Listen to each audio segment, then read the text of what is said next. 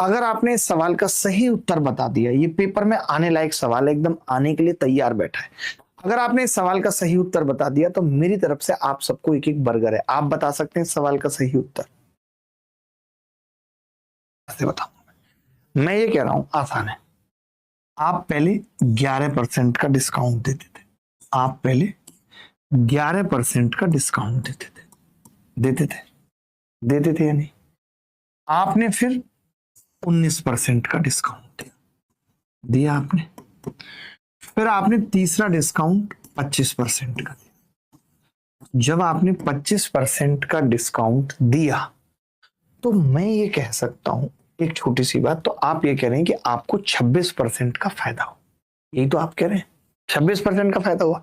यानी मैं ये कह सकता हूं आपका माल 100 रुपए का था और वो यहां तक 126 का तो बचा था, तभी तो आपको 26% का फायदा हुआ।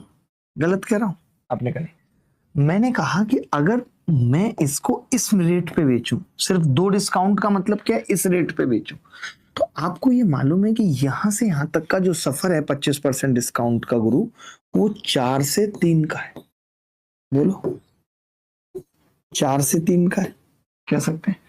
अगर 3 चौक 12 और 3 दूनी 6, एक की वैल्यू 42 है, तो 4 दूनी 8 और 4 चौक 16 है, 168 होगा। होगा या नहीं? यानी मैं ये कह सकता हूं कि अगर आप यही 2 डिस्काउंट पे रुक जाओगे तो माल 168 में बिकेगा और फायदा 68% का।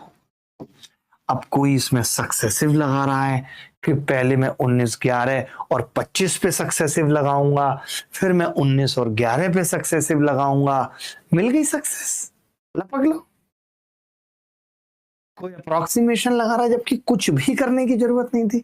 आप बताइए, आपने 11% डिस्काउंट दिया, आपने 19% दिया और फिर आपने 25 दिया, तो 26% का फायदा हुआ है, यानी 126 रुपए तो अभी भी मिले। अगर मैं 25% डिस्काउंट देके 126 रुपए पा रहा हूं और ये 25% डिस्काउंट ना दूं तो 168 रुपए मिलेंगे, यानी मेरा अब लाभ 68% हो जाएगा। बोलो, बात समझ में आई या नहीं आई?